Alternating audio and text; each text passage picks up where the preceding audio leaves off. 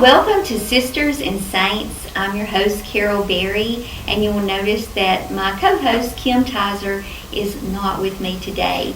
And I would ask that you continue to pray for Kim as she has moved with her family to Detroit, Michigan, and they're still trying to get settled in. So, Kim, we love you and we miss you, and our prayers are with you.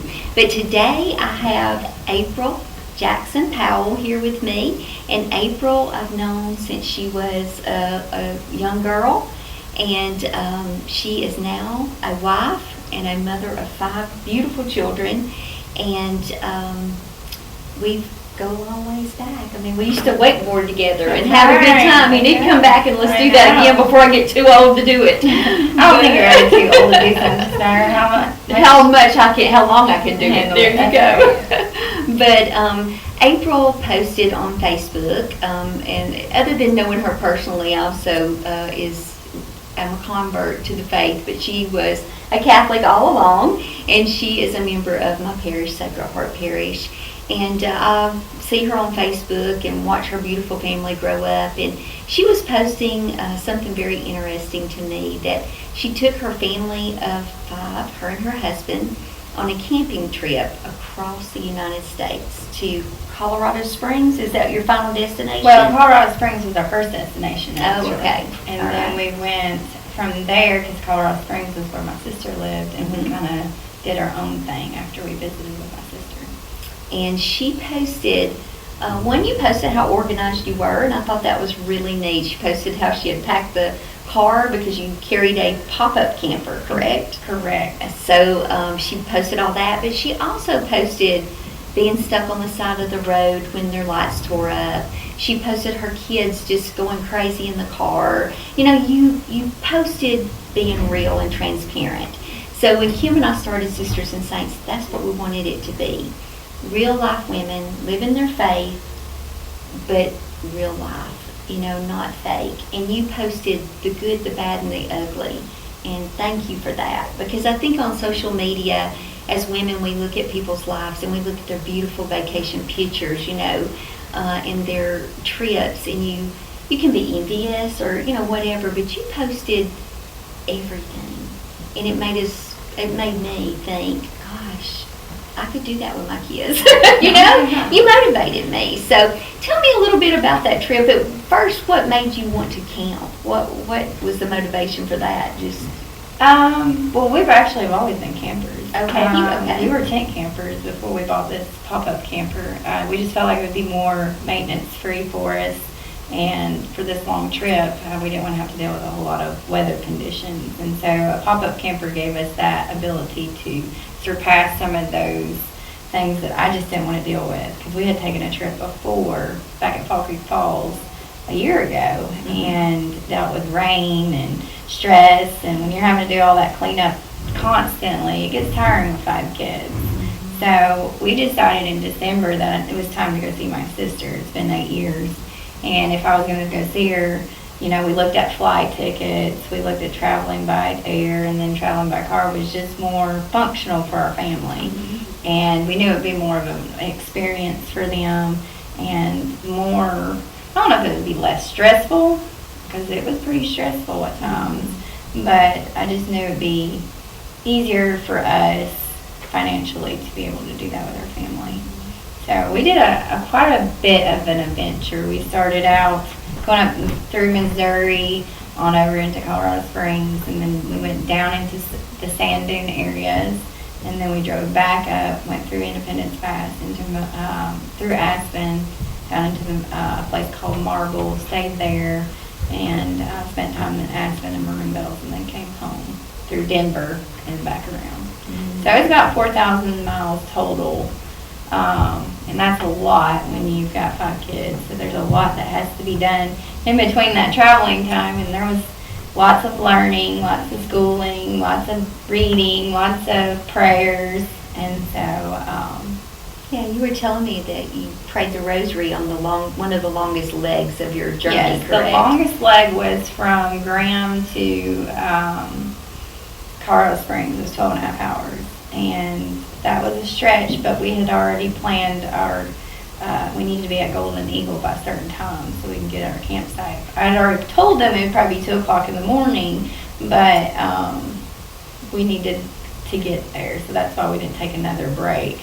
So we decided to do the rosary, and we did the longest rosary I think I've ever done, but it was the most beautifulest one because it went through the mysteries at each Hail Mary instead of at each Our Father. Right. And you said that put the kids to sleep. And, It did. A beautiful way to do that. I know. It was in the evening, and it was getting to be time where you're getting wigglies, and they're getting tired, and they were hungry and cranky and wanting to stop. And we're like, we just got to get through this. We've got to make it. So let's just do a rosary. And rosaries are only like 22 to 24 minutes long, but if you can put your kids to sleep, that's a good thing. And at the same time, prayers.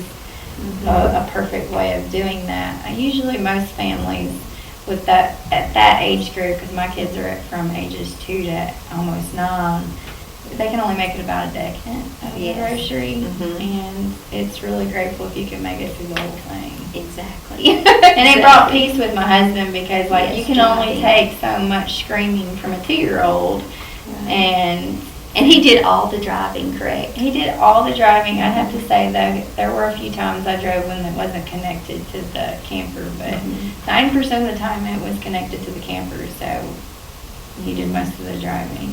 And I asked the kids when they were here earlier, we'll post some pictures of them because they're beautiful. I asked them what their favorite part was, and of course the boys said the sand dunes, and you said that was also it was gorgeous there, correct? Yes, the sand dunes are very beautiful. It has different levels of color because of the way the sun sets and rises.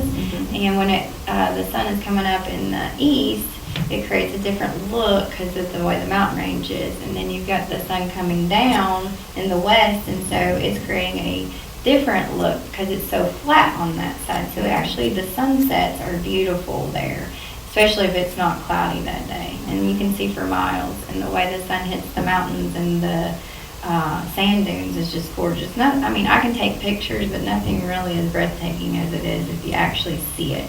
But for my kids, they actually just like to go play on the sand. Right. They said they slid down the sand. Yes. And I had gotten these sleds off of Amazon because it was cheaper to do it that way versus for me to rent it. And so I got 3 of them, and you put wax on it, and they said they're supposed to work good.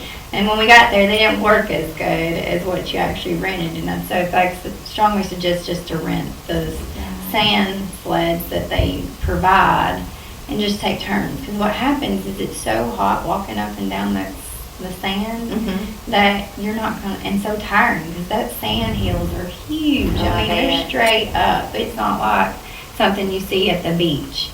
So, but I see that as an opportunity to kind of put some teaching in there. Now that when they hear the gospel read about, and sacred scripture read about walking in that sand and Jesus being in the desert, now I think that maybe they could visualize that a little bit better than other children that haven't experienced that. And it's funny you say that because when my kids walked off with my son further because I was just too tired with Amelia at some point to just keep carrying her in the sand because she didn't like it. Oh, yeah. She didn't like that. She was like, ow, ow, ow. So my baby carrier became her little, blanket. And the whole time I'm sitting there watching everybody in the sand dunes and the kids coming down, that is one thing I didn't think about was how Jesus walked the earth for 40 days without bread without food and water, and how hot that was. I was like, I don't see how anybody in this world could have ever survived in the desert like that. And to think God did though. That just goes to show you there are miracles out there that really brings things to perspective if you put yourself in those situations. And that's what I loved about your trip, because you documented this on Facebook, and then you've got a written ledger here, but that you tied your faith into this trip, and it was teaching tools for your children, to share your faith with them. And it wasn't, and there's nothing wrong with a trip to Disney or a trip to the beach. I do that with my grandchildren, my children. But there's something about trips like this where we're able to live our faith in front of our children. Even in those times where you get frustrated in the car, or like when your lights went out. Your children see you living your faith in those moments. Sometimes not very well, which I think, with five children and that many miles. But you were being very real with that. And that's something that, it motivated me to say, I don't have to carry them cross country, but there's Hurricane Creek Park here in Coleman. I can load my grandchildren up, and it gets us away from the hustle and bustle, and we can enjoy each other in nature, and gives me an opportunity just to talk about Jesus just a little bit. Find something in nature that we can relate back to that. And I've seen that, on your trip, one of the things you posted, a basilica. Which one was that? We went to the Cathedral Basilica of St. Louis. It's the largest church in the United States, and I almost want to say in the world, for its mosaics. And we had learned that in Catholic Schoolhouse, which is our homeschooling group that we do, and their history and their art, they were learning about mosaics. I want them to actually see what one is, and to do that in a different church that actually does like all the different scenes of Bible scenes, and to see that each piece was placed, individually, and how beautiful that can be at the end of it. Time and patience. It takes work to put all that together, and so they saw that, and I was in awe. And so, I want to make sure that my children learn history along with what we're learning on our trip. So I make sure that they're always learning something and get something out of it versus, a quick thrill and then it's done and then they want to move on to the next thrill, because I'm a thrill person, but at the same time they need to understand, where our history comes from. Exactly. And, saying that, when you said looking at the mosaics and seeing the Bible come to life in those mosaics, I think that's something I found as a convert to the Catholic faith, how it amazed me. I guess I never thought before that the Bible was not always there. And that is the way mothers like you with those babies on their lap at Mass told the stories to their children. You were the Bible to your child. And I think now we drop them off at Bible school, and there's nothing wrong with that, in my case, I sent Connor to, private school where it was somebody else's, somebody else is teaching him religion, but it is my duty to be the Bible to my child and to my grandchildren. And that was a big thing. It was a big draw for me to the Catholic faith when I got that. And just this week, we were traveling. As we came back and we did Hispanic Mass, which was all in Spanish, and the kids really didn't know what was going on. Now we did the readings with them, and we actually watched online the homily on EWTN so that the kids would get a homily. But we went to the Hispanic Mass, so I found myself sitting there with Bennett, which is 7, and we were looking at the windows, and I was telling him the stories because I'm whispering in his ear because I didn't want him to be bored. And I thought this is an opportunity for me to show him the windows and tell him each story. And, I think that what you did with those mosaics, you tied it into your homeschooling, but then you were the Bible to your children and telling them those stories and showing them that. So I think we forget that sometimes, and I love that about the Catholic faith. Yeah, and like one thing, and I think that's good that you're showing them all those things because we are the example in our family. We are the ones that if we want to be faith in our kids, then you have to show that example. Are we daily readers? Are we daily prayers? Are we going to church? And if they see that, and if we don't do those things, then the children will never learn. They'll feel like there's an emptiness. Yes. And I did that with my older children. I talk about that. I'm very transparent with that.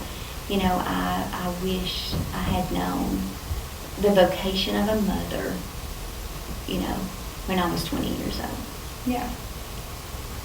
And I think the Catholic Church teaches that well. And it's so refreshing to see you and, Kristen, that's the director of your chapter of the homeschooling, just so many women in the parish that live that well. And thank you for that. thank you for being an example, not just to your children, but to others, to motivate I'm not us to saying do that. I'm perfect, You know? though, but I think we all learn something from routine, because children love routine. And when you mess that up, it messes everything up.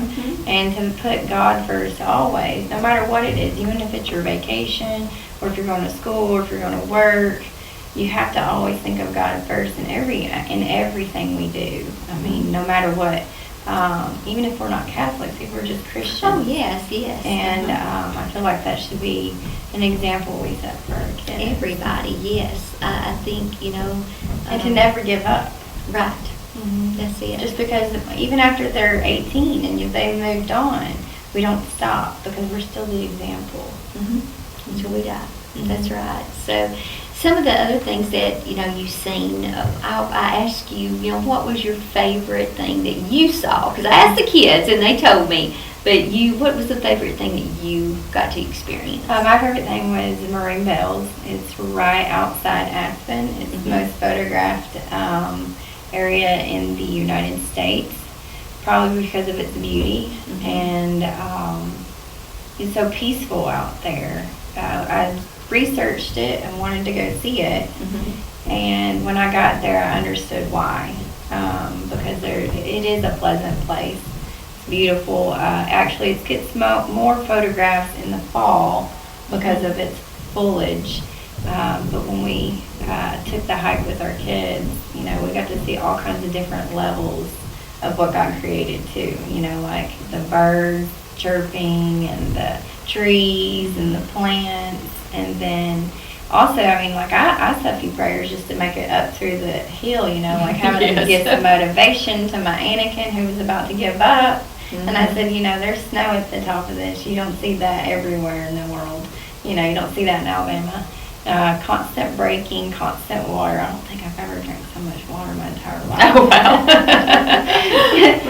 But it was a good feeling. And then when we got up there, you're just kind of in peace and feel like it's an accomplishment.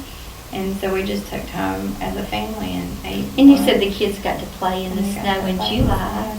How awesome is that? That'll be a memory. I thought it was funny that even when I asked, no, I didn't ask him. I think Kathy, our producer, said, when are you going to go back?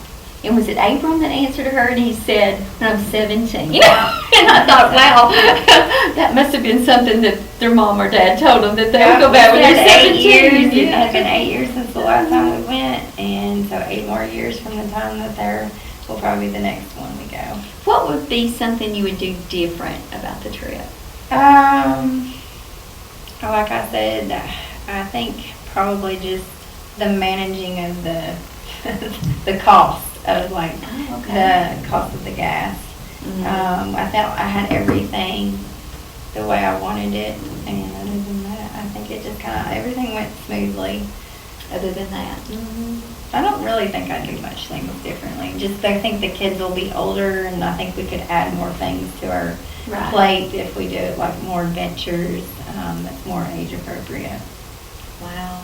And one of the other things that I noticed on your post, how organized you were and how you had researched everything before you went, and then to see the little mishaps along the way, but just researching everything. How long did it take you to do all that?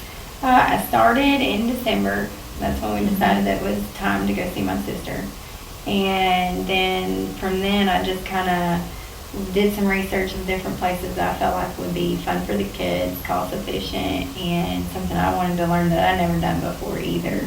And it probably took, we bought a camper, so that had to play into part as far as how we were going to do the trip too. And then I even remodeled the seats in it and had remodeling for the camper. And my husband had to do some few things too, and then just kind of, let's say, December, June, about 6 months. 6 months of planning. And we booked most of our campsites in April. Yeah. So you had it all planned out. Yeah, you That's had great. it. You had to. That is amazing. And that kind of helped too. because it helped cut costs that way for our family too, to plan it out kind of like in a payment plan. But that was nice to do it that way. Well, like I said, you've motivated me to, look at spending more quality time, I think, with my grandchildren and doing some things like that with them. And I hope it's motivated you. And, if you're out there and you took a trip like this, or you have other ideas that, maybe April or myself could draw from, please post that. Let us know. Send us a message, because we're always looking for new ideas here to, not only for us personally to grow closer to Christ, but also our families, and to lead our families there. So I know we asked your husband, and his favorite place was also this favorite place that you had. But, I think that we give your husband a little bit of credit that he drove all that way. And what a great example that is for his boys, the father that he is to go with you and do that. And I'm very lucky, because he spends a lot of time as far as making it work, and being able to have the talents he has, because if it wasn't for some of his experiences, we'd probably sit on the side of the road. Yes. You said a lot of things broke down, so he was quite busy on his, he didn't get much of a vacation. It wasn't anything that wasn't fixable, but some of it was the timing was just not right. Like when you're 9, 10 o'clock at night and your running lights go out, that's not okay. But what example that is for your children, maybe not at night, they're probably asleep, but when to see them fixing things on that trip, and they were learning there too. So what a great trip, and I'm just so happy that you got to do that with your family, and look forward to seeing more things that you post. I have to say though, probably like we took such a long trip for 14 days, I have to say what my kids really enjoyed the most, and that was just really being at our campsite, because they were able to ride their bicycles and just roast marshmallows. I mean, just basic, simple things that they just, there was one point they were like, can we just go back to our campsite? And we would, because it was just, they were comfortable, because it feels like home, but then at the same token, they're doing, they feel a bit more freedom that way. When you're constantly go, or you're in a car, or you're going to a specific place, you feel confined, and you have to feel like you've got to focus on. But they need downtime too, just like we as adults have to have our downtime. So they. Well, that's good. I hadn't thought about that, so I'm glad you added that, because we do need to just slow down every once in a while, and kids tell us that. Oh, yeah. If we listen to them. Oh, right. Like and it's just simple things. Like even if it's just playing cards with them, they want to just play cards. So let's just play cards. Why do we need to add all the hustle and bustle to it? Because it just stresses them out. And you, eventually. When they're stressed, we're stressed. So it took us like 2 days to get to Colorado Springs. Well, on our way back, I told my husband, it's going to take more than 2 days. You took more time. So you learned. Yes. You adjusted. We did. And on the second day, we stayed at the Lake of the Ozarks. Yes, and we just played by the water and relaxed by the water for an extra day, just because driving can put you in some insanity. It's not for you and your husband, because you and your husband, we can figure out ways to make ourselves relax. But kids, they got to exert energy, and when you're confined into a small space for so many hours, it's time. It is. Well, you made it look easy, and I know that but again, I do appreciate you posting the real life side of that also, and I hope you do motivate more women your age to really do that, because I can tell you by experience, I wish I had done that with my older children, and so I hope that we motivate you to do that. And I want you and Kristen to come back and talk about the homeschooling, because I think that's a really great thing that you do. Would love to. Yeah, and the seasons of your life. And I talked to Kristen last night a little bit about that, and she was talking about it's a season in your life. You may not do it forever, but right now it works for you, right? Right. So I'd love to have you back, and I didn't know until last night her mother-in-law started that program, wrote the program apparently. So we'll try to have them back on too and talk a little bit more about that. So I know there's a lot of homeschooling moms out there. Maybe there's somebody out there thinking about it. So we'll talk about that a little bit more. But thank you for being with us. You're welcome. And I hope enjoyed that, it. Yeah, I did too. And I hope that you enjoy her pictures and all that she has experienced with her children. And we will see you next week. God bless. Welcome home.